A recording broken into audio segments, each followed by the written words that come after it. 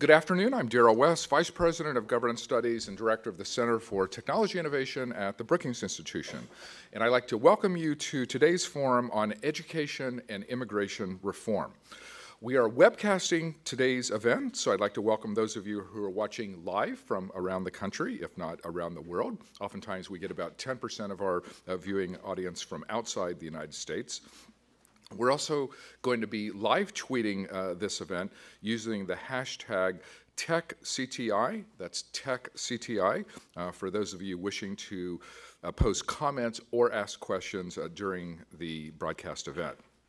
And then during the Q&A, we will take questions both from the live audience here at Brookings as well as our virtual audience. And we will be archiving the video from today's event so people can go back and evaluate your own performance if you're a speaker or take in additional comments. I think today when we think about our situation in terms of training, our leadership is threatened by a skills and talent deficit, largely due to the lack of professionals trained in various science, technology, engineering, and mathematics fields. Employers report that they are unable to fill all the positions that they have in these areas, and there is a gap between those who go into those areas versus those who do not. So today's employers and policymakers are facing a similar type of challenge. How can we restructure our educational system to prepare for the next generation of students so that they're better able to compete at the global level? What are the policy changes that are necessary in education as well as in immigration to make a real impact on the workforce and our economy? And how can corporations, educators, and policymakers produce meaningful change? To help us answer these questions, we brought together an outstanding set of speakers. Today's featured speaker is Brad Smith, the Executive Vice President and General Counsel of Microsoft. He's been General Counsel since 2002. He oversees numerous negotiations leading to competition law, intellectual property agreements with governments around the world. He has spearheaded Microsoft's intellectual property portfolio, and he's launched numerous global anti-piracy and digital crimes initiatives. In 2010, he chaired the Washington State Higher Education Funding Task Force and successfully advocated for a number of major policy recommendations. Following Brad's speech, we will have a panel. Michael McShane will be on the panel. He is a research fellow in education policy studies at the American Enterprise Institute. His first book is entitled President Obama and Education Reform, which was just released earlier this month, and it provides a comprehensive description and analysis of President Obama's education agenda. At AEI, he focuses on federal education policy and the politics of education reform, including school choice and the Common Core standards.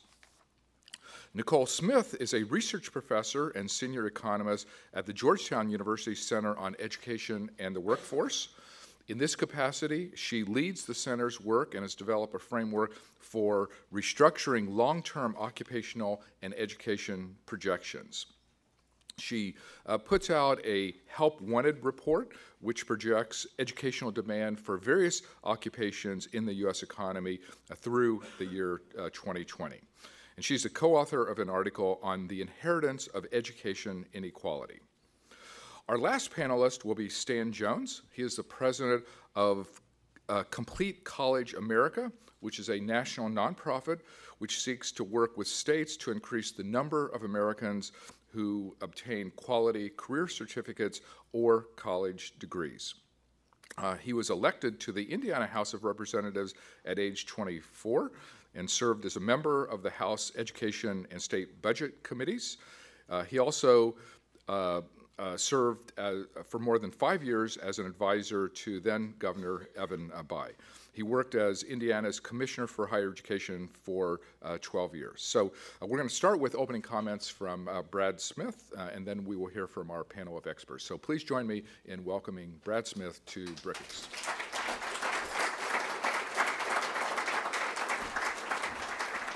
Well, thank you, Daryl. Thanks to all of you who've spent a little bit of your time this afternoon. I know your time is valuable, and I really appreciate it.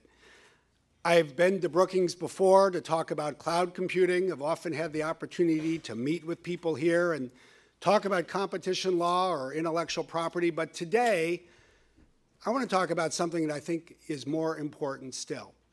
I want to talk about people. Because we've had the opportunity as a company from our firsthand experience to get a perspective on what's happening with people in the country, with education, with immigration. But as I've talked with others, including a week spent at the Republican convention in Tampa and a week spent at the Democratic convention in Charlotte, one thing has become increasingly clear. Our experience is far from unique. But let me start with what we're experiencing ourselves. When I went to the two political conventions, I participated in a number of conversations where I did something that frankly is a little difficult to do when you work for a company. We started to share some of our more confidential information about what we were experiencing with respect to our hiring. Today in the United States, Microsoft has over 6,000 open jobs. That's 15% more open jobs than we had a year ago. Of those 6,000 open jobs, over 3,400 of them are for engineers and software developers and researchers. And that's an increase of 34% year over year. The reality is that in the United States, we are creating unfilled jobs faster than we are creating new filled positions. And yet I know we are not alone. I know we are not alone because when I describe these numbers, people from other companies come up to me and say, you know, I'm glad you said that because our story is exactly the same. And I know we are not alone because one hears it not only in the stories that other business leaders have to tell, but one sees it in the numbers statistically across the country. The government estimates that there are over 3.7 million open jobs in the United States today. If you look at the occupation that we know best, computer-related occupation, the unemployment rate is only 3.4%. Since the traditional definition of full employment is about 4%, that tells us that we have a shortage. And it is therefore not surprising that when one talks to people who work in companies, they experience the shortage firsthand. Part of what one needs to think about is not only about the shortage, but why the shortage exists. And I think the answer has become increasingly clear. One set of numbers brings it into bold relief. It is this. This year, the United States economy will create 120,000 new jobs that require a bachelor's degree in computer science. But as a country, all of our colleges and universities put together will produce only 40,000 new bachelor's degrees in computer science. What that tells us is not only why we have a shortage today, it tells us this shortage is going to get worse. Because these same numbers are projected to persist each and every year through the remainder of this decade. As I talk to other business leaders, one conclusion is inescapably clear. For many companies seeking to recover from the recession, one of their biggest problems is finding people with the skills to fill the jobs they are creating. And increasingly, we fear that if we cannot provide or produce the people in the United States who have the skills to fill these jobs, the jobs will start to migrate to other countries who do have people with the skills that are needed. And if the situation is challenging overall, and it is, the truth is it's even more dire for the minority population. Consider this. In the United States last year, there were 1,603 new PhDs in computer science. Only 349 of those degrees went to women. Only 47 went to African Americans, and only 17 of those degrees went to Hispanics. When we look at the education and the degrees that are going to move the country forward, it is becoming clear that some minorities are being left behind. And when we see the continued persistence of unfilled jobs and unemployed people at the same time, it's clear that we're not only talking about a problem, we're talking about a tragedy. And it is a problem and a tragedy that requires new steps for us to address effectively. Certainly, as I talk to people across business, one other thing is inescapably clear. We're not just talking about IT companies here. And we're not just talking about companies in one particular part of the country. If you want to think about the future of manufacturing, or the future of retail, or the future of healthcare, or the future of any industry in this country, you're thinking and talking in part about the future of software. Because virtually every industry and every business in it today increasingly relies on automation and computing technology for core business processes. So this isn't just an issue that comes to the forefront in the IT sector, even though in some ways we may be a little on the earlier side to experience some aspects of it firsthand. The real question is not whether we have a problem, because we so clearly do. The real question is, what can we do to solve it? We've been giving a lot of thought to this as a company. We've been given a wonderful opportunity to listen and learn from many other people, experts in the field, people in other companies, people in industry associations, people in government, people in Congress, people in both houses and in both parties.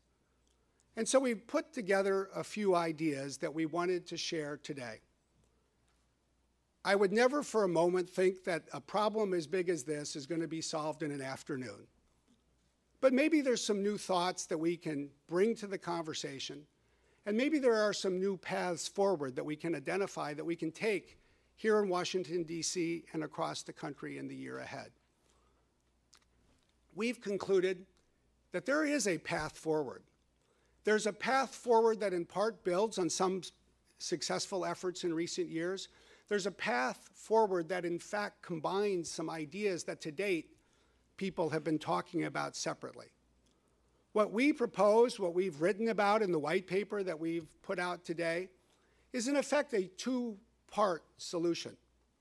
One part looks at investments the country needs to make in education and STEM education in particular to create new and better opportunities, especially for the next generation of our people. And the second part involves overdue reforms in our high-skilled immigration arena. But in part, what we're suggesting is that we use the second piece, immigration reform, to raise the money to help pay for the first piece, the education investments that the country so clearly needs. Let me take a few minutes to highlight each, and then we'll have, I think, a very interesting conversation about all of these issues with the panel. First, when it comes to STEM education, it has become so clear that we need to take a number of new steps. As a company, we've concluded that we should borrow from and learn from some of what worked in the Race to the Top initiative in recent years. We need a new national initiative. We need a race to the future, a race that will bring together the resources and invest them in the areas that will make a difference. There are many people with good ideas about where investment is needed, but we've highlighted 4 in the white paper that we've published. The first is to focus on stronger STEM education in the K-12 system, to train and recruit new teachers in math and science and technology and engineering, and to raise standards in schools across the country, building on what is already starting to work with the Common Core standards and the next generation science standards, and to provide funding for the states that want to make the investments and take the steps that will lead to stronger STEM education across the board. That's the first of the 4 things that we think merit some new investment. The second is this: It's computer science in education and in high school in particular. If you think for a moment about some of the people who have remade our world, people like Bill Gates or Steve Jobs or Mark Zuckerberg, and you ask, what did they all have in common? There is one thing they each had the opportunity to do. They each learned computer science before they graduated from high school. They were the fortunate few. They happened to have families or friends or mentors that made it possible for them to work with computers and not just play computer games, but create them and build programs at a very young age. We live in a country today where any young person should have the opportunity to become the next Bill Gates or Steve Jobs or Mark Zuckerberg. But consider this. In our country today, there are over 30,000 public high schools. There are over 12,000 private high schools. We have over 42,000 high schools in the United States, and yet only 2,100 of them last year offered the advanced placement test in computer science. Only 2,100 schools. But more disconcerting still is this. That number is shrinking, not growing. It is 25% lower than it was 5 years ago. That means that 4 decades after Bill Gates and Steve Jobs were teenagers, we still live in a country where you have to be one of the fortunate few to be exposed to this field at an early age. And that is true even though I would argue that computer science is to the 21st century what physics was to the 20th. It is the foundational science for the potential advances of the future, whether you're talking about computers or biology or chemistry or microbiology or any field in the life sciences. It is absolutely fundamental. And it's not just that computer science isn't offered in most high schools. It's that it's not recognized in most states as a course that will qualify to help a student meet their math or science requirements for graduation. 41 of our 50 states today fail to treat computer science as either a math or a science course. It will get you just as close to graduation as it will if you take woodworking. I love wood, but it is not the future of our economy. We feel it is time to put a stake in the ground. We should aspire as a country to ensure that by the end of this decade, every high school student in America has the opportunity to take part in a computer science course before they graduate from high school. It doesn't mean that every high school student should be required to, but they all should have the opportunity to get exposure to and learn what is important in such a vital field. And we have some specific ideas in our proposal about investments that can help accelerate that. The third of the 4 ideas that we believe merit investment focus on expanding computer science capacity in our higher education institutions, community colleges, and 4-year institutions. The facts are clear. If we're producing only 40,000 bachelor's degrees in computer science while we're creating 120,000 jobs every year that require that degree, we need to grow computer science in colleges and universities. We are going to need to invest as a country in more professors who can teach computer science in more departments that focus on computer science. And our public community colleges and universities are going to need to help lead the way. And at a time when the state budgets are so constrained, perhaps especially when it comes to higher education, we need to find some creative ways to increase the level of investment. And then the last area that we believe would make a real difference is to focus on the college completion crisis that currently exists in the United States. This is the great crisis that far too few Americans have had the opportunity to think about. And one of the things we should all aspire to do is to help focus more attention on this problem. When most people of my generation, especially in a place like Washington, D.C., talk about a young person going to college, it usually aspires an image of someone leaving home, moving into a dormitory, perhaps working part-time like I did when I was in college, but being a full-time student. That still exists, but it exists for only 25% of the young Americans attending college today. The reality is that our demographics have changed, and 3/4 of the young Americans who are attending college are having to do so when they are juggling work, perhaps a family, a complicated life, and college study at the same time. And we should be clear, the problem today is not that Americans are failing to go to college. They are starting college in very high numbers. The problem is they are not finishing. And one sees this so clearly in the available data. If you look at the American population that is in community colleges today, if you look at the people who have signed up and enrolled in 2-year certificate programs, we find that less than 30% of them finish that 2-year program in 3 years. And only about half of the students who are enrolled in 4-year degree programs get that 4-year degree in 6 years. We have not yet adapted and evolved our system of higher education to meet the needs of a new generation of people. A generation that can't necessarily find the time to attend one class from 9 to 10 on Monday and Wednesday mornings and a different class from 2:30 to 3:30 on Tuesday and Thursday afternoons. They are trying to go to work and earn a living and use that to help pay for their college.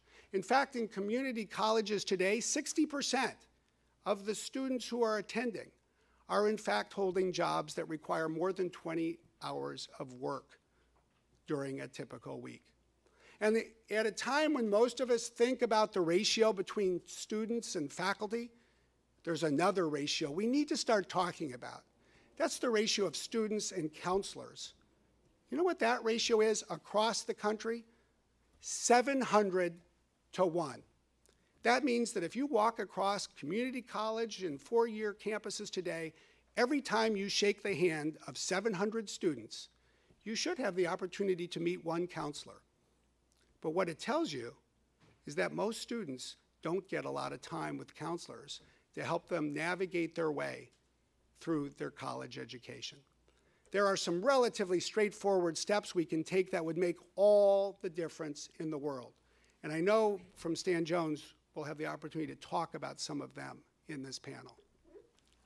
What we propose, in short, is that we invest $5 billion over the next decade and spend $500 million a year and get the money into the hands of the states that want to take action, that want to innovate, and want to improve STEM education in the various ways I've described today. And of course, I appreciate full well that if you come to Washington, D.C. in September of 2012 and you have an idea that's going to cost money, you better figure out how to pay for it. And that's what we've done. What we therefore propose is a second step. It's a step that's needed to meet the economic issues that face today, but it's a step that will pay for the opportunities of tomorrow, and that's high-skilled immigration reform. We're proposing 2 steps in particular. The first would be to add a new and additional quantity of 20,000 visas per year that would be focused on STEM disciplines, that would supplement the existing number of H-1B visas. But importantly, these visas would be more expensive. They would cost a sponsor $10,000 per visa. And believe me, we've done a lot of work to think through from a cost perspective what is feasible for a big company, what is feasible for a small company, what is feasible for a mature company, what is feasible for a startup. I believe this number is economically feasible. And if those 20,000 visas were used next year, as they almost certainly would be, at a cost of $10,000 per visa, that would raise $200 million. But we should also address the green card backlog that has become so enormous. And therefore, what we're proposing is that the Congress recapture 20,000 green cards per year over the next decade and make them available for people who are working in STEM fields. And those should cost $15,000 per green card. And if they are all used, those would raise $300 million per year.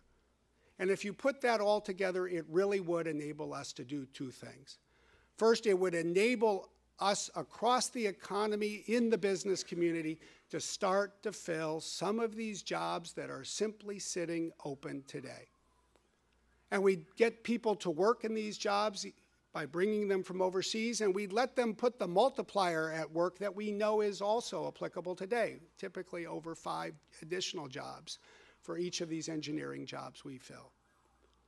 We would ensure that these jobs stay in the United States by filling them here. And we would bring together the financial resources that would enable the federal government to provide the investment to the states to make the various STEM investments that I've described. Put together, it does offer us a new path forward.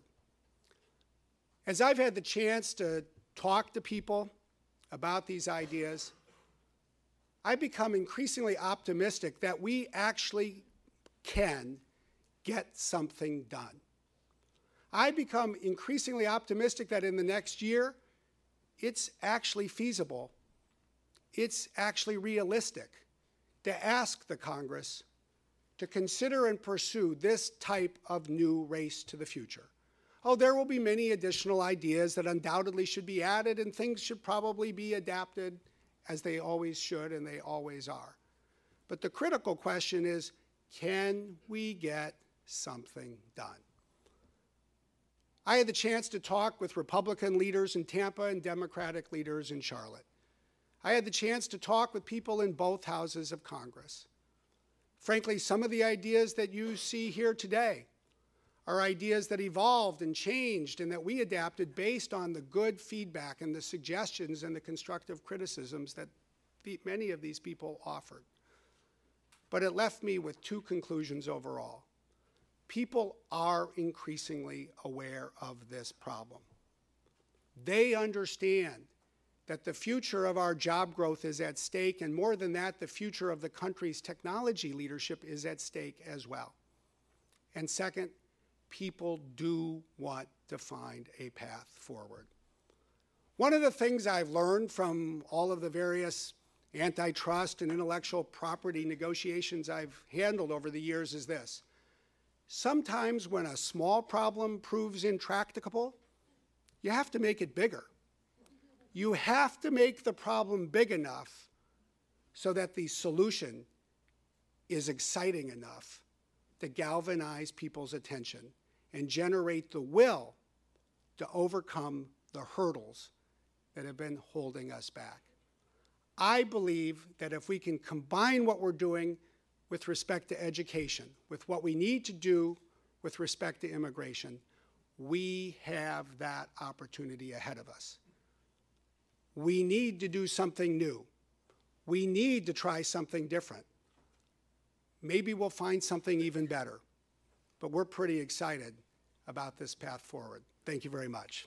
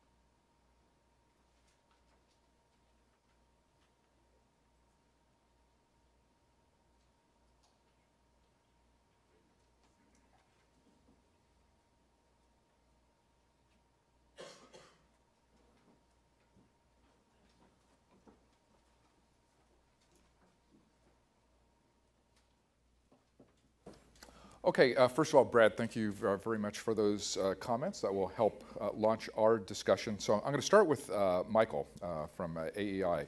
So you've written extensively about education reform and the importance of teacher recruitment.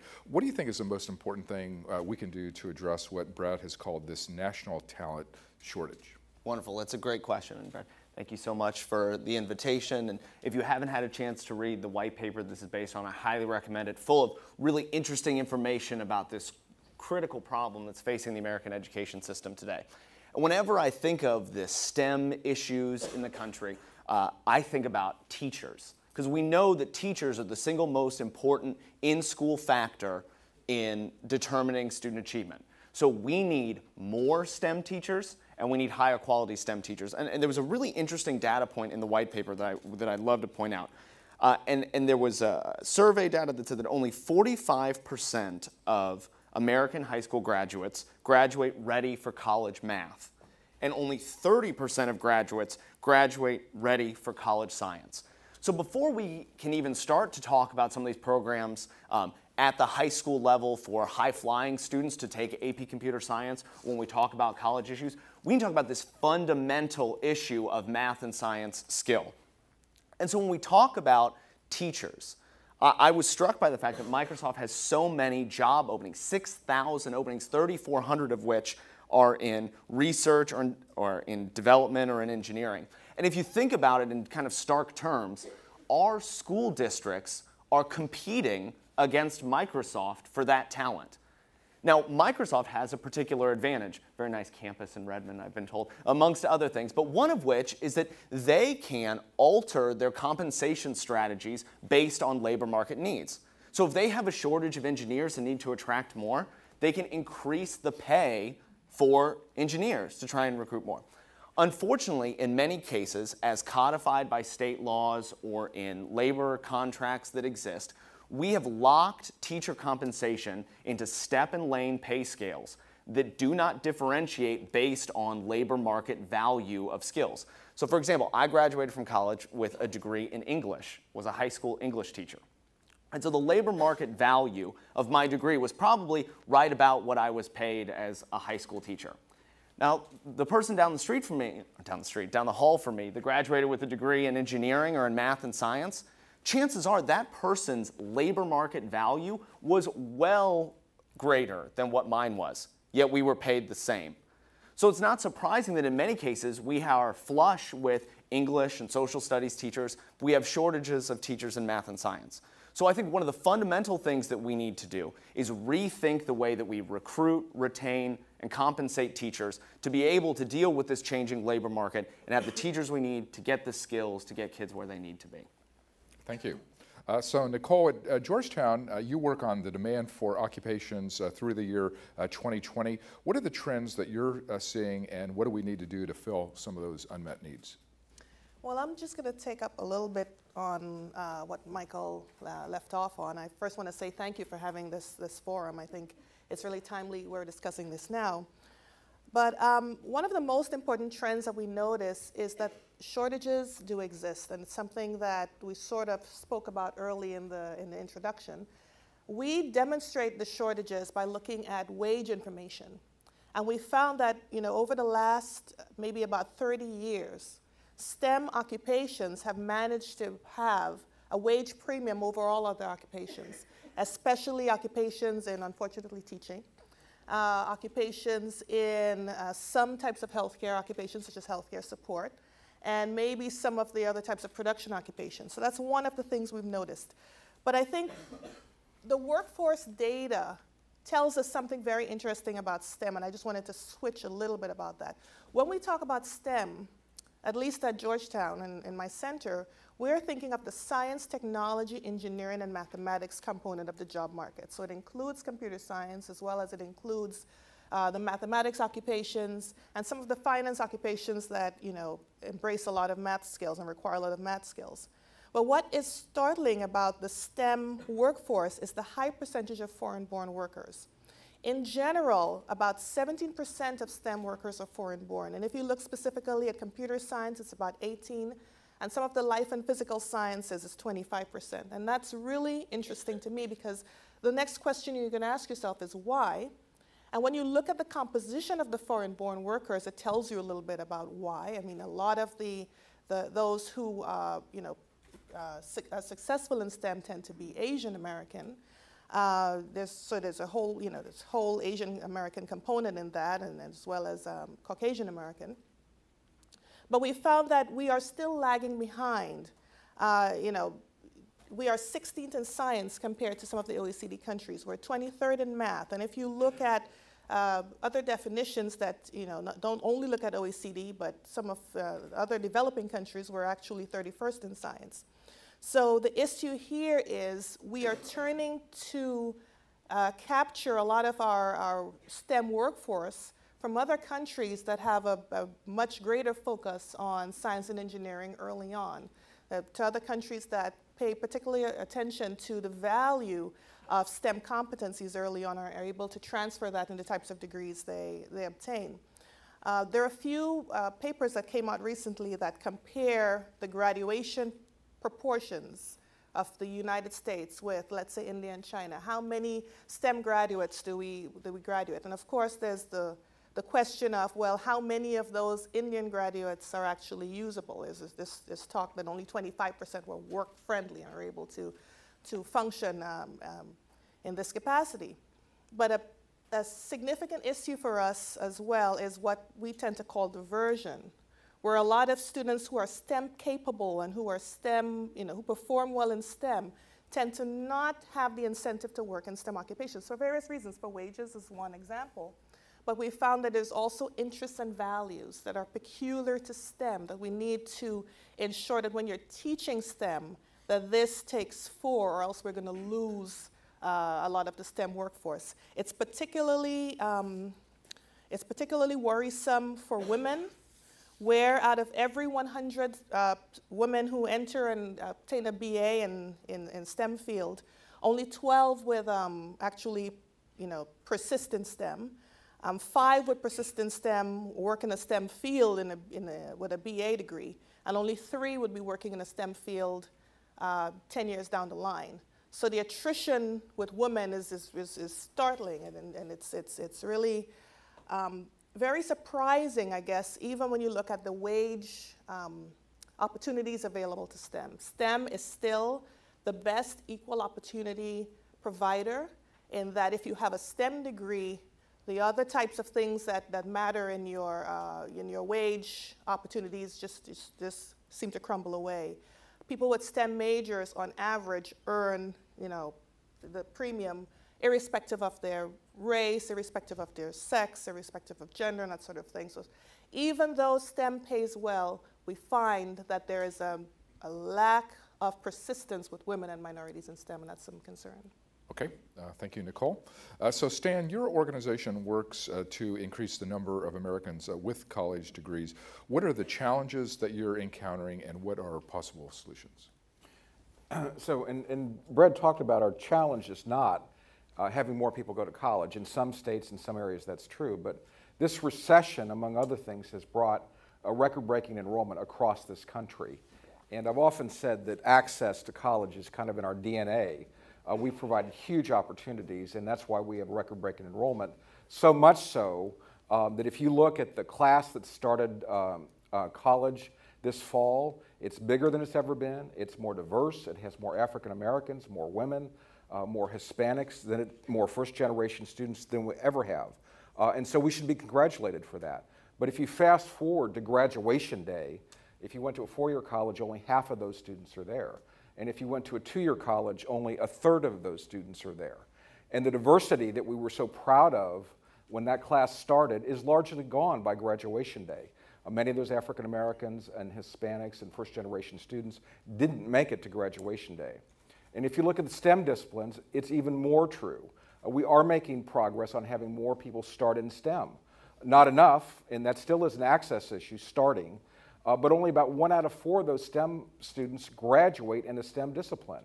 We lose about half of them that don't graduate, and the other half we lose because they switch disciplines while they were in college. And the equity that I talked about is even more true in the STEM disciplines. As Brad very clearly pointed out, the significant minorities that are not not completing STEM graduate degrees. So this is really a challenge not of access, although that's important, but it's really a challenge of having true access and true success. And that's why we're pleased that Microsoft, as a major worldwide corporation, has really lent their voice to this very important issue facing this country and facing the next generation of young people. Okay.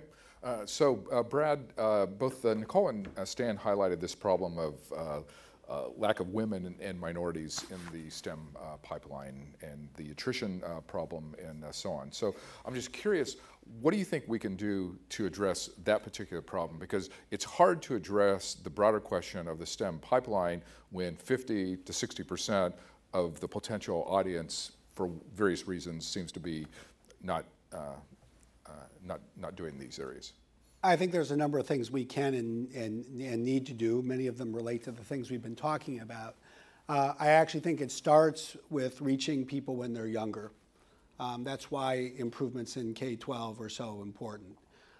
It's why it's really important to have role models for girls, to have people who are succeeding in, say, computer science or engineers or the engineering or the life sciences, who are minorities, volunteering their time and working with these young people so they can really open their eyes to these opportunities.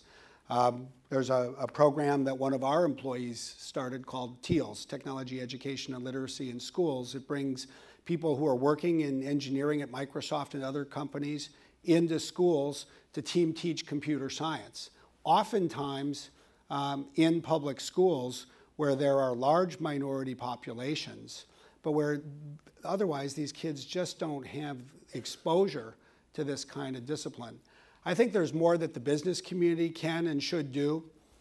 Certainly in Washington State, one of the things that we've found through some of our nonprofit work is the difference it makes when you involve people who are pursuing a particular career to create a practical project, so that taking a math course is more than just doing equations on a piece of paper or on a computer screen, but they're actually participating, as they have in Tacoma, Washington, in the math calculations that go into the design of a building.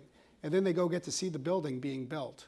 I think part of what we need to do is help people appreciate that sometimes this work may be hard, but it can also be a lot of fun. I think if we can reach people when they're earlier, then we can focus on the rest of the things that we're talking about, getting more of the right teachers into schools and taking the kinds of steps that will move people, perhaps especially minorities, through the community colleges and four-year colleges and universities at a faster pace. Okay, I'd like to throw out a question. Any of you who want to address this, feel free to do so. Brad noted at the very end of his talk that sometimes we need to make problems bigger in order to galvanize action. So I'm just curious, either in the education area or in the immigration area, what are the things that we can do to actually galvanize action? I mean, there have been lots of things written, lots of ideas that are proposed. Our real challenge is getting action. How can we get action, either in education or immigration reform? Any one of you wants to jump in? And don't be shy, you're among friends. Well, Stan? Yeah, we work with governors and states and legislators, and I think one of the key things is actually people don't know of the problems that we're really facing with college completion, the fact that we have a very successful access agenda and a very unsuccessful success agenda, and so it's really having states collect and report data. It's paying for results, not just paying for people sitting in seats in colleges and universities, but actually progressing through college and completion. Brad did a great job of pointing out that you have 1 per 700 students per counselors at our community colleges, and a lot of our four-year access institutions aren't much better. And for those students, they may know if they want to be a teacher or a nurse how you get that done. For many of these careers that we're talking about in the STEM fields, people don't know about those careers, don't know how to get that done, and we give them a huge course catalog and not access to counselors, and they wander and they stop out and they drop out. And so we think you need much clearer pathways through college into the job market, into STEM fields. It's pretty simple. You work on having students pick majors and career objectives rather than courses as a way to get someplace. But having done that, The faculty and the colleges really need to lay out, this is the best way to graduate, kind of a default pathway, semester by semester plan to graduate in a timely way. And we're starting to see that movement in colleges and across states along the kind of the primary areas that I mentioned. Nicole, how can we galvanize action? I think part of the issue is recognizing the extent of the problem. If we were to look at how many STEM jobs there are, in general, they're about 5% of the economy. So only about 5% of the economy can be really classified as a science, technology, engineering, or mathematics jobs. But STEM competencies, the types of skills you learn in mathematics classes and in computer science classes, those competencies extend to close to 40% of all jobs across disciplines, across the traditional STEM disciplines, even into non-STEM disciplines. So part of it is recognizing the extent of the problem, the extent of the shortages we face. And then the second thing, I think, is to have some sort of federal attachment or political will in that regard. In 2010, when we passed healthcare, regardless of our opinions as to whether the Affordable Care Act is good or bad, regardless of that, at the same time, we surreptitiously passed the SAFRA bill. There was a little bit of education reform in there that, amongst other things, also provided a certain amount of money for HBCUs and Hispanic serving institutions. But in there was a recognition that many healthcare services were also undersubscribed. So there was a recognition that we lacked doctors in certain types of disciplines, and therefore there's a full policy there to provide financing and funding to medical doctors who want to become general practitioners and would not necessarily specialize. So if you're going to be a GP and you want to work in an underserved population or underserved location, then you can actually get help from the federal government to pay for you to graduate in that capacity. I think while I recognize, and I'm going back to one of the things that Brad raised, while I recognize it's important to start earlier to capture some of our students in STEM much earlier, so that we can leverage their interests. Part of the issue and the rationale for that is at the 4th grade. Many of us are at the same level. A lot of students, when you test them at the 4th grade, we're essentially doing well, irrespective of socioeconomic status. And it's when we get to the 6th grade and 8th grade testing when all hell breaks loose. But part of the issue here as well, that's beyond starting earlier, again, is the interests and values of the individuals. Lots of women who graduate with STEM majors still choose not to pursue STEM jobs. If you face them with the fancy office in Microsoft and you say, okay, well, here's where we're going to work, they still wouldn't do it for various reasons. Their outgoing college survey would say that money is their last interest. Women are hardly ever motivated by money. They care about family, they care about quality of life. So those are the things that we also have to improve to ensure that people are going to persist, particularly for different types of populations that might not only be motivated by money. Michael? You guys got the good ones. No, I think just what Microsoft is doing here is a good example of how the private sector can play a role in this. Can work in schools, can expose not just students to those working in STEM fields, but those working in STEM fields to students, and see the relationships that can be developed between those two. And I think that could have two possible positive outcomes. One is just a transfer of social capital. It's better for people to understand those that are struggling in schools, and it's better for those that are struggling in schools to see positive role models. It's a great thing. But also, as we talked earlier, a lot of the issue of education reform is a political one. And some people may not be as acutely aware of the struggles in some of these schools as they could be. So any exposure that we can have of individuals, especially in powerful private sector interests, of the plight of these students and the issues that are going on, the more informed electorate that we have and the better chance we have, I think, of pursuing the types of reforms that are necessary to increase the quality of their education. So Brad, you're the one who mentioned this topic of making the problem bigger. So we galvanize action by really producing a crisis, I take it.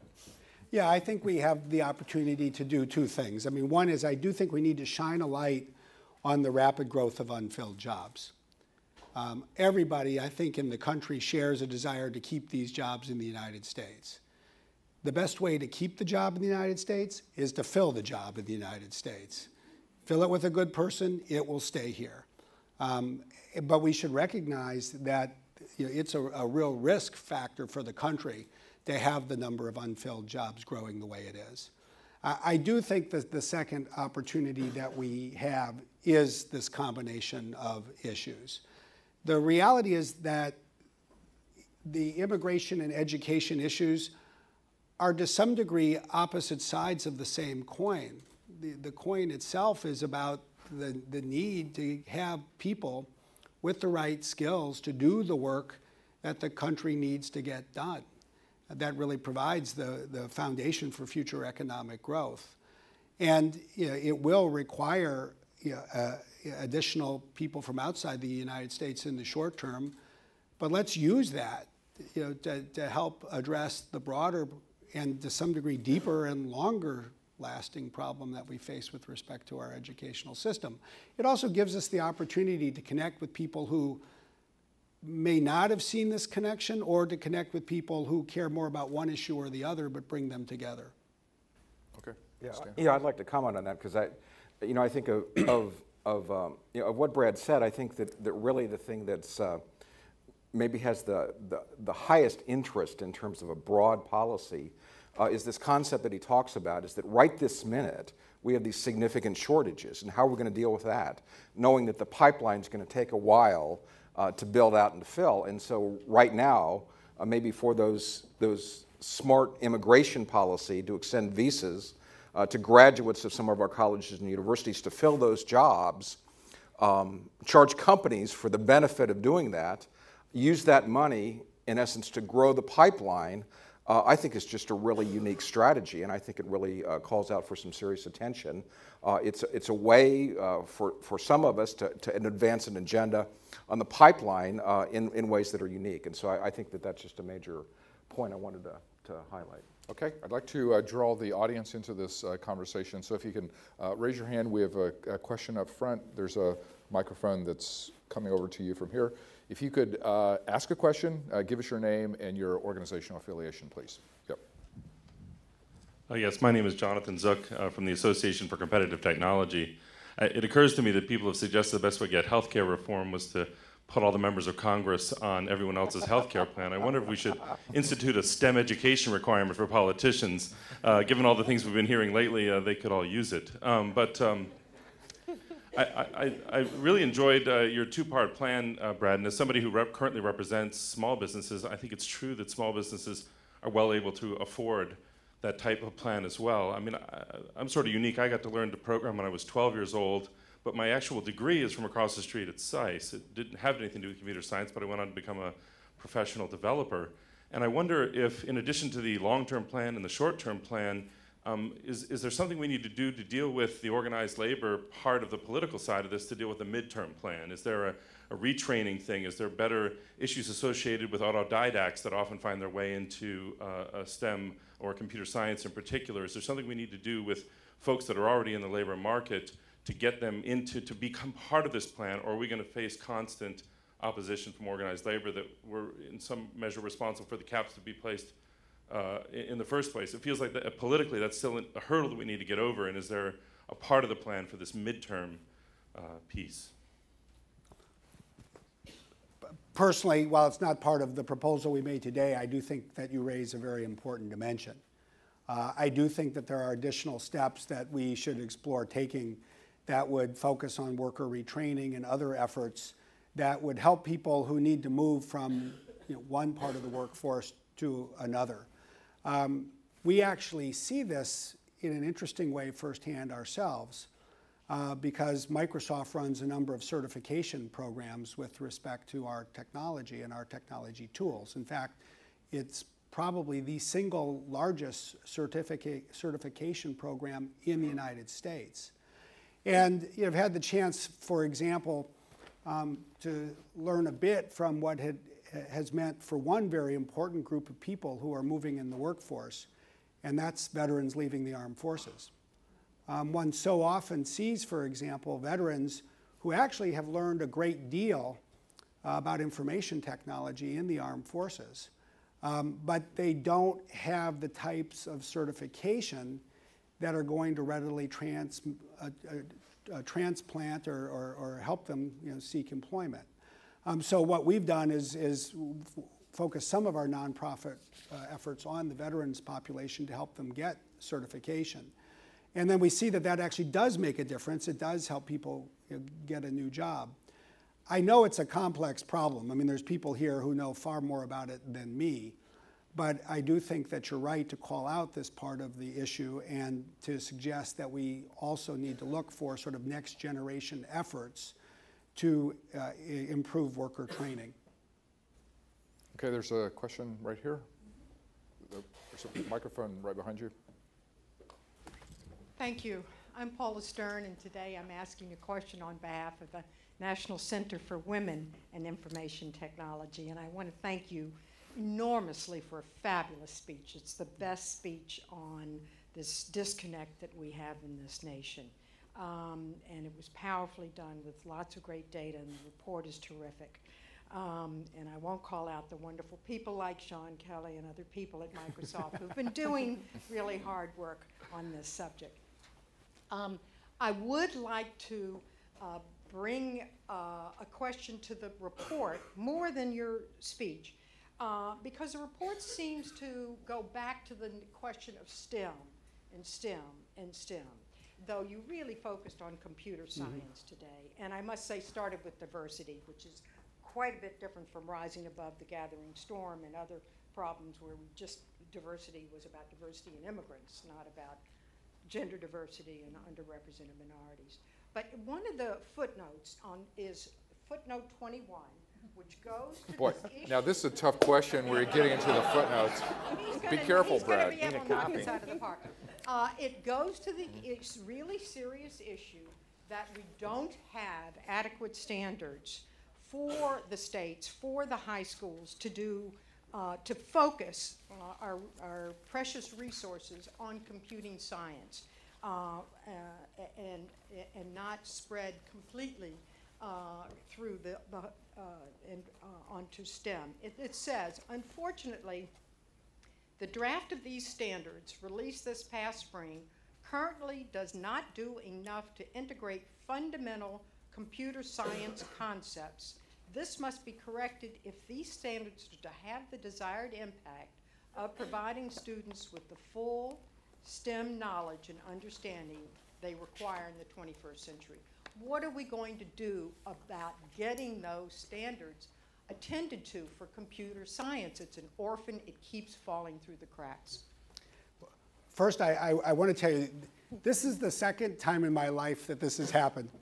The first time I was in the back of a car with Bill Gates, and I had sent him the week before a Supreme Court opinion, and he turned to me and he said, "Oh, I love that opinion, especially footnote 12. That was my favorite footnote." And he didn't proceed to quote the footnote. And I will confess that I had no idea what he was talking about. Thank you for reading footnote 21. I'll give you at least part of the answer. I'm not sure I have the complete answer, but I think part of the answer actually comes on page 13 of the report, where we try to answer a related question, which is, what is computer science? And because I think the key to integrating computer science concepts into these standards probably starts by having a more robust conversation about what we mean by computer science. And you can see on page 13 the 9 or 10 bullet points that we've called out about the different parts of computer science. I think one of the things that this helps to do is to make concrete what we're talking about and the connection between some of these concepts and then what people can start to think about when they think about other STEM fields. To me, this is all about really trying to persuade people that if they want to think about the future of science and technology and engineering and math, it goes back to the point that Nicole made earlier. Just as STEM expertise is relevant to a broader number of disciplines, so it is the case that computer science itself has become relevant to other STEM disciplines. Yeah, just very briefly, a lot of states have increased their math course requirements and science course requirements, which actually is a good thing. But in doing so, they pick classic math, algebra, geometry, and trig, several thousand years old, and classic sciences, also several thousand years old. And computer science is not that old. And so I think that's one of the reasons this has happened. But clearly, as 9 states have done, computer science could be adopted as a science or math. And in addition, colleges could offer dual credit programs, online programs to high school students to pick up a computer science option, and as well could offer certification programs, because we would have a shortage of people to teach computer science in high school, but could offer certification programs to math and science teachers in high school. So this is well that it's called out, and I think there's some good possibilities. That's what I wanted to do. We call out the fact that our standard setting groups have got to really set a standard. Okay, thank you. Christine has a question from our webcast audience. Sure, thanks, Daryl. David Hirsch, who's a reporter who focuses on technology and education issues, wants to know, it's real brief, can the panel comment on the recent STEM visa bill in Congress, and why were 20,000 instead of 50,000 visas included in the bill as proposed? I don't know if I have the answer as to why the bill was crafted the way it is. I mean, the real problem is that the bill was defeated, or at least it didn't get the votes needed to pass. To me, what it illustrates is 2 things. One is we have been trying and trying to get something important done in Congress when it comes to visas and green cards. And we keep getting close, and then things keep getting stopped before they get across the finish line. And this has been true in the House, it's been true in the Senate, it's been true for visas, and it's been true for green cards. I personally think that there are probably a variety of ways that one could craft legislation that would be very helpful, certainly helpful to the ability of people in business to fill jobs. And the numbers might be higher, they might be a little lower, they might focus more in one area or another, but it would start to move us forward. And what we just see is we just can't quite get it done. And we're trying to break a log jam here. We're not alone. I mean, it's not like this is the only issue where nothing got done this year. But we do not. But we do need to do something to break the log jam over the next 12 months. Or I really fear that we run an increasing risk that jobs are going to start to migrate elsewhere. Other questions? Right up here, up front, we have a question. There's a microphone coming up to you. Hi, Neil Ruiz here from Brookings. My co-authors and I, we did a report on H-1Bs, and we actually analyzed not only the demand for H-1B workers, but looked at the funds, because what you're proposing today is very similar to what's already there for the H-1B program, but it's only been $1 billion over the last decade and distributed by the NSF and the Department of Labor. And what we've seen is not necessarily training in the skill areas or the places that are most needed. So I guess I want you to elaborate more. You mentioned on your speech, and I noticed in the paper, about how would it be distributed? Because we know you mentioned that to states. Would there be a competition between states who could prove capacity?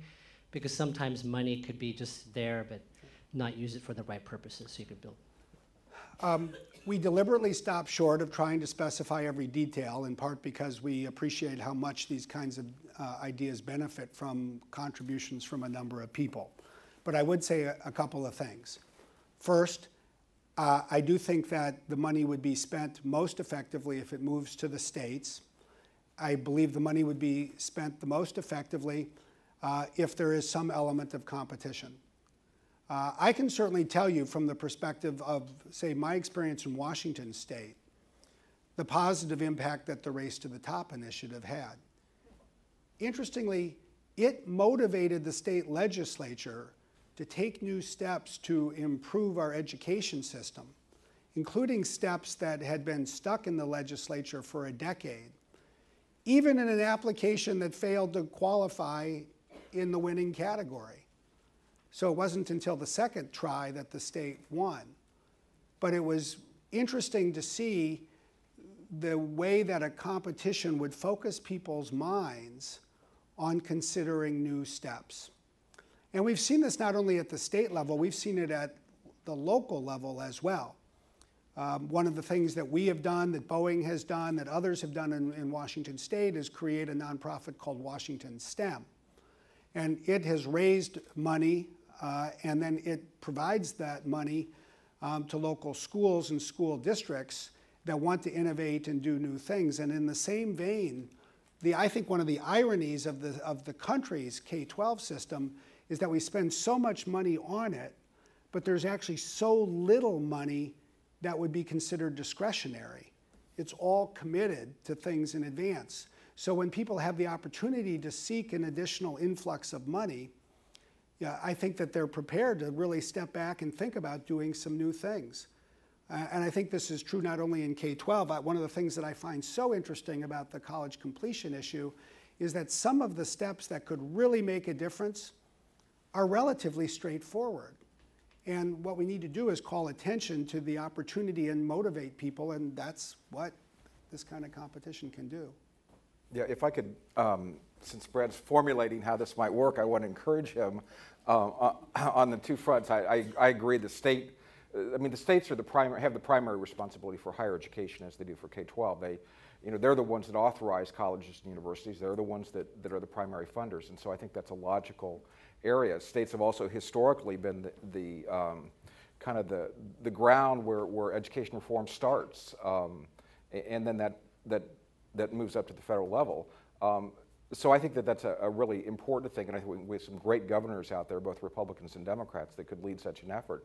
And the other part that I want to encourage him to do is the part that he spoke about, that even to apply, states I was stunned to see states pass legislation that had been blocked for a decade, that essentially took all the blocks out from charter schools so they could go statewide, that required teacher evaluation, that required better reporting of outcomes and data, and required accountability systems. All of that happened before the first dollar went to the first state, and I think that that's a great part of that kind of strategy.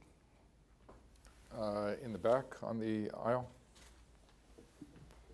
Hi, Debbie Hughes from the Business Higher Education Forum. Building on what you just said, Brad, what role do you think industry should be playing in this? I mean, you've set such a wonderful example, but if you had to message out to your colleagues in industry, should they be building STEM alliances, building the discretionary funding so that the school districts have funding going to universities? What's your vision for your colleagues? I think it's a great question, and I think that there's a big opportunity across the country for businesses to do three things.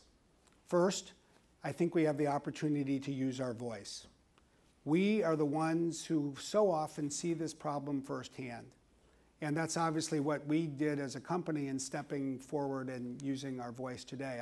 I am very hopeful that more and more businesses will do so. Again, what I found in Washington State is that the political equation changed when the business community said that education is our top priority. Second, I think that businesses can and should use, or at least consider using, some of their money. Corporate philanthropy is very important across the country. Our department at Microsoft is responsible for Microsoft's corporate philanthropy. We announced last week, Steve Ballmer, our CEO, and I announced that we were changing the focus of our corporate philanthropy to address this problem, the opportunity divide for youth in the US and around the world. We announced that we would invest $500 million as a company over the next 3 years with the goal of reaching and helping 300 million youth worldwide, including 50 million in the United States. I think there are a lot of opportunities for companies, in effect, to combine, if you will, doing some good for themselves by building the workforce and doing good for others as well. So I hope that people might consider that. And third, I think there's an opportunity for companies to give a little bit more thought to this unbelievably powerful resource they have. It's called the time and the interest in volunteering that employees across the country increasingly have. A few years ago, we expanded our matching gifts program. We've always, for 30 years, matched employee charitable donations up to $12,000 per year. We also said that if an employee volunteered time with a nonprofit, we would donate $17 for each hour that the employee served as a volunteer. And what we found is that our employees have this real thirst to get involved in their community. And this is, I think, something very true of people, say, employees in their 20s, as well as older. But I find, especially in the newest generation of employees, they want to make a difference in their community, and they love the opportunity to connect what they do at work with what they do in the community. And I think when you combine the voices, the financial resources, and the time and energy that exists in the business community, there exists such an opportunity to make a difference. At the end of the day, if there's one thing I've learned in almost 20 years at Microsoft, I've just come to the view that, look, the business of any healthy business is people. And whenever you can do something that invests in your own people and invests in other people in the community, you build a stronger business. And I think that's a view that's spreading across the business community. We have a question up here. There's a microphone coming from behind you. James Sang, this is a question for Professor Smith. I have heard twice in the last 2 years from this stage, in fact, most recently, Jared Bernstein claimed that looking at BLS wage statistics for sciences, that there's no shortage. I gather there's a problem with the overlap between sciences and STEM, and I was wondering if you could fill me in so I can nail this mistake next time I hear it. Well, here's the issue. Part of the issue is how we define STEM occupations. So even if you look at all of the STEM graduates, you look at everybody who's graduated in STEM, and you put them on the left, and then you look at every STEM opening or every STEM job, and you put them on the right, and then you put these together, you're going to find that they're almost equivalent. Well, people don't work like that. STEM graduates are not actually all going into STEM jobs. So what is happening is that when you expect all these STEM graduates to go into STEM occupations, they're diverting to other occupations. So we have a smaller actual number of STEM graduates going into STEM occupations. And what that's doing is it's forcing STEM employers to sort of up the ante with respect to wages just a little bit in order to compete and offer more competitive salaries to get the smaller scale. So the short, I guess, in a mechanical sense, if you look at only the demand from the perspective of where the jobs are, and look at supply from the perspective of how many graduates there are, and you assume that every single graduate will go into a STEM job, you'll come up with answers like that. There's no shortage because they're both equivalent. But it just does not recognize, first, that everybody doesn't go into a STEM job because you graduate with a STEM degree. And second, the wage information from an occupational perspective. Occupation by occupation. We're not trying to just find averages and take the median because you lose some information there. But from an occupation by occupation basis, particularly across one's lifetime, individuals who start off at lower wages, but as you add years of service and experience, the wages go up. Even across occupations, across ethnicity, STEM still pays pretty well. Other questions? Right here we have a question. The microphone's right behind you. Yeiji Kwayama is my name. What I'm interested in knowing about is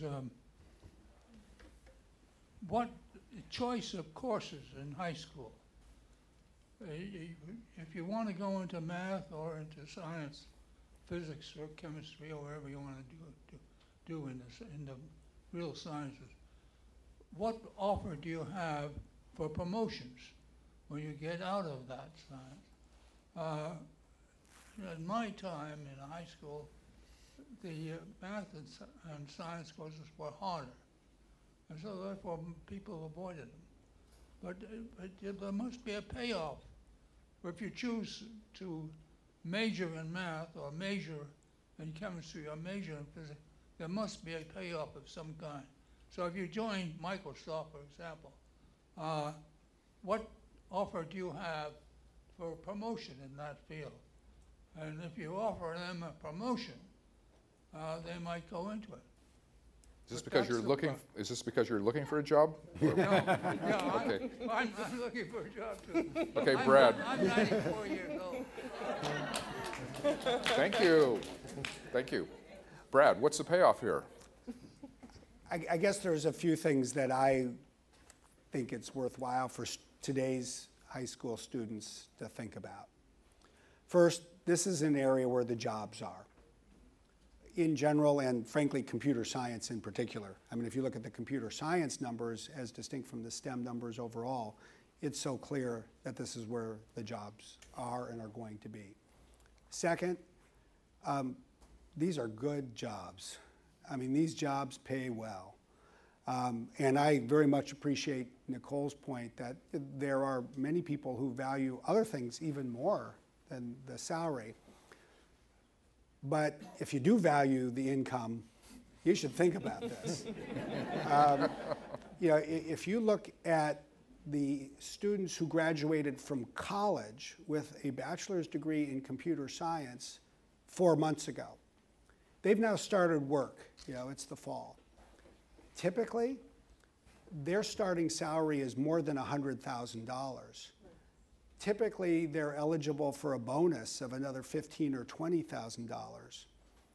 Typically, especially if they're in our industry, but in fact in many industries, they also get stock compensation. In our industry, those college grads, right out of college, are getting a stock grant of about $50,000. So these are good jobs that pay well. Third, and this is in some ways, I think, the most important thing we need to address. This can be a lot of fun and really gratifying work. One of the things that I've seen over the years in the people who come to Microsoft, and it's true in many companies, but they come because they want to change the world. And they know that if they create a new app or a new feature, that a year later, it is something that can be literally in the palm of hundreds of millions of hands around the world as people use these devices. Or it can be on laptop computers in use by hundreds of millions of people. So if you're a young person and you are interested in a job, you want to earn a good living, you want to have a positive impact on the world, and if you want to have some fun, this is a great opportunity. It will require that people do a certain amount of hard work. And I think your point is well taken. But my point is the work leads to great rewards in all kinds of ways. I think this guy's ready to come out of retirement. All right. Yeah, I want to expand on that because it's probably obvious if you take a job at Microsoft in computer science, that's a good thing. But Brett's message is also much broader than that he talked about the whole STEM disciplines. But also if you think even about the hierarchy of degrees, is that we are under producing two-year associate degrees in technical areas, in STEM areas, and also in computer science. And even one-year certificates that are offered by the computer science industry. And many students that might get a one-year certificate from a community college will earn more than a two-year associate degree and can earn more than a student that graduated from a four-year college. And for many students, this is the difference between having a viable economic future and not for many first-generation students. And so the math and science that comes through high school is a very important foundation to have students have those opportunities. Mm-hmm. And just to elaborate on what Stan just said, STEM and computer science in particular is the only certificate that on average pays more than some bachelor's degrees and some AA degrees, especially in education. Mm-hmm. You just did a study on that, didn't you? Hot off the press. Well, no, but I'm sorry. I was just going to say your point is well taken. Imagine what you just heard of the compensation package from Microsoft for similar fields. Imagine if you are a district superintendent trying to hire math, science, or computer science teachers. I mean, that's what they are You're looking for that same basket of people. So it's something we really need to think about how we can do that moving forward. Okay, there's a question right here on the aisle. Hi, I'm Kamsi McAdams. I'm at the U.S. Department of Ed, and I'm just curious. Nice to see you in person. I'm just curious a little bit about this middle skill worker, these jobs that you're talking about with the 2-year degrees, maybe the certification. I've met some really cool people that work for Microsoft and other companies who came in as a tech, fixing computers, and who now have been in the company for years and years and years, and getting those promotions and the additional training. But what work have any of you done to engage the CTE community or the vocational ed community to really get them looped into this conversation? Because that's a lot of where that sort of pathway starts. And I just wonder whether they're looped into your work, and if they aren't, then I would suggest maybe they need to be. Well, I'm gonna answer this because my center at Georgetown, we recently just won a bid which it's going to partner with the CTE community, and I guess focus on jobs and opportunity and developing pathways for CTE and looking at information technology and computer science, because they actually separate those out in the CTE community. So we've spent a lot of time on that.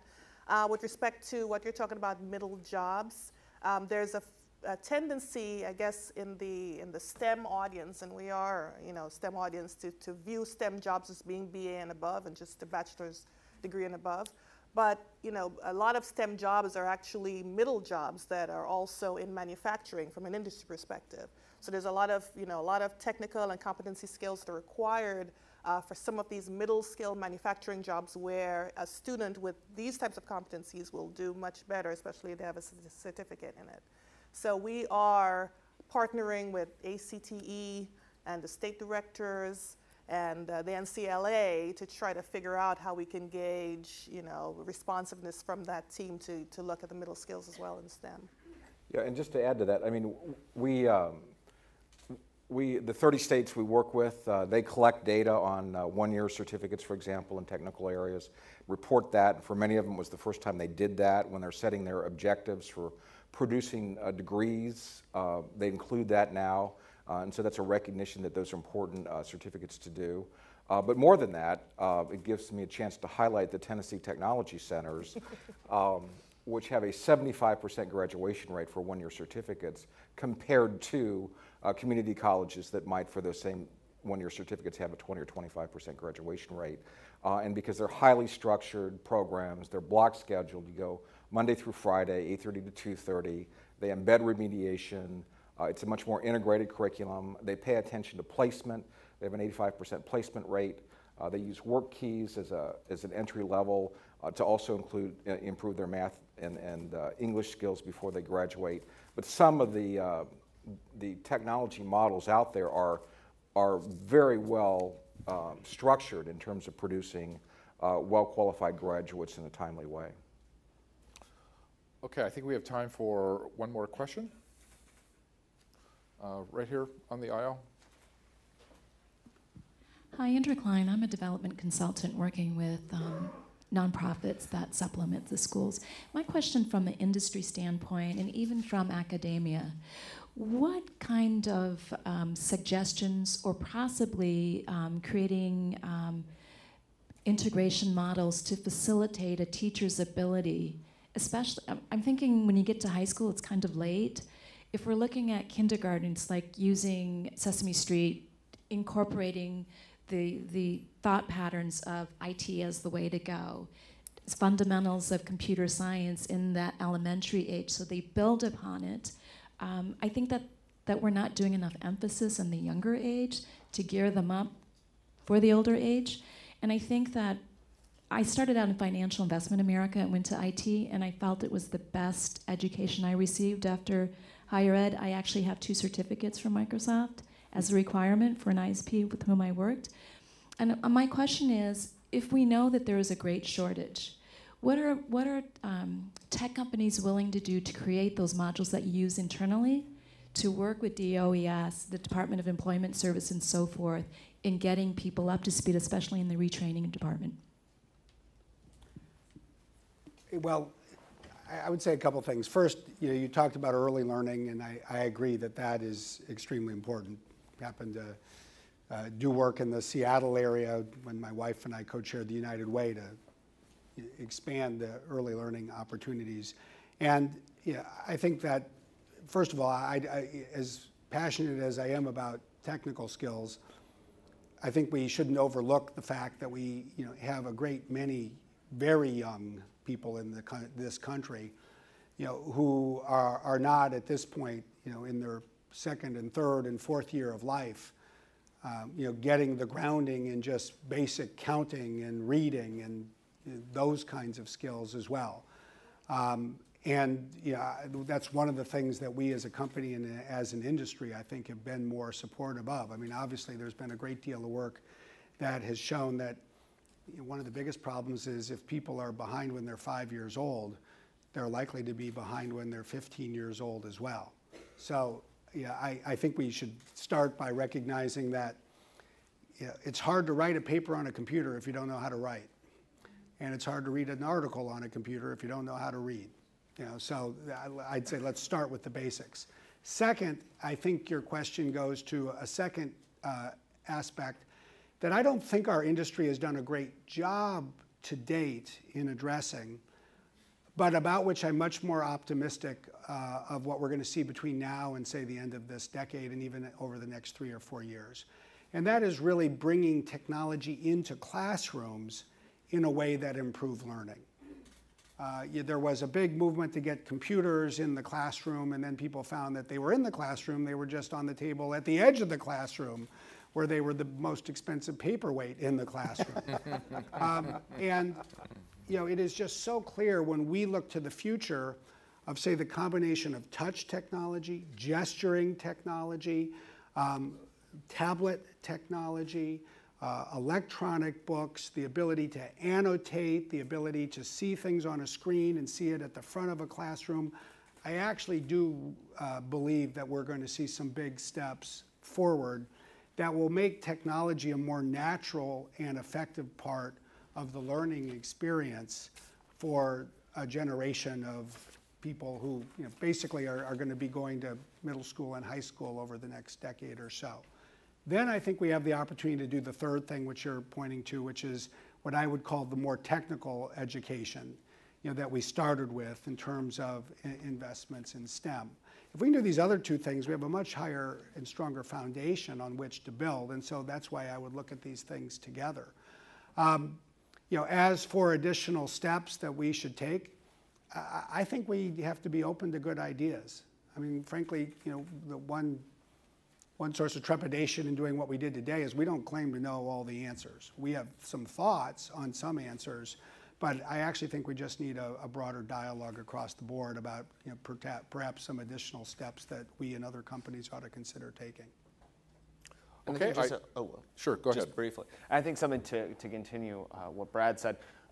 I think we really need to think about how we can use technology to increase the reach of effective teachers. If we look in the future that we're going to have STEM teacher shortages, if even when we train more people, they're going to be going to these really well-compensated jobs, we're going to have fewer teachers, how can we leverage technology to take best advantage of the teachers that we have, to have them reach the broadest audience so that the greatest number of students can have a high-quality STEM education?